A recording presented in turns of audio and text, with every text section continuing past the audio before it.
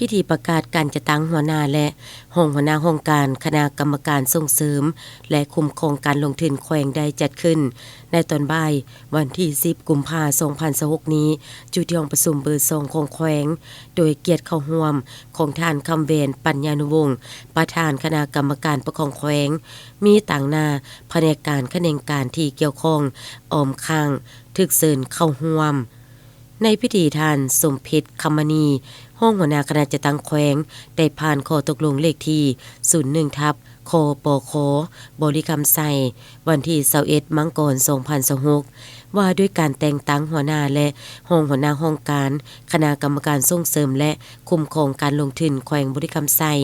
อิงตามกฎหมายว่าด้วยการปกครองท้องถิ่นฉบับปรับปรุงฉบับเลขที่78ทับสพสลงวันที่20มีนา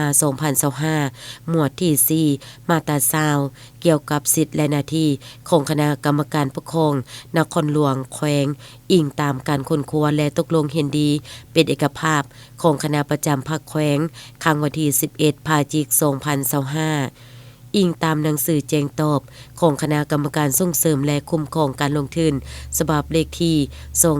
230ทับคลทลงวันที่3ธันวาคม2025อิงตามมติของคณะประจำภาคแขวงฉบับเลขที่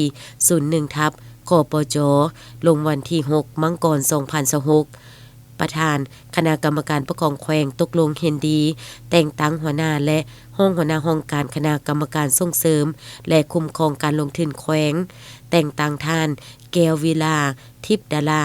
เป็นหัวหน้าห้องการคณะกรรมการส่งเสริมและคุ้มครองการลงทุนแขวงบริกรรมไส้แต่งตั้งท่านแก้วอุไรบุญเจริญเป็นหัวหน้าห้องการคณะกรรมการส่งเสริมและคุ้มครองการลงทุนแขวงให้เกียรติมอบข้อตกลงโดยเมนทานคำเวนปัญญานุวงศ์ประธานคณะกรรมการปกครองแขวงพร้อมทางให้ทีสินำและโอลมต่อกองประชุมนำอีก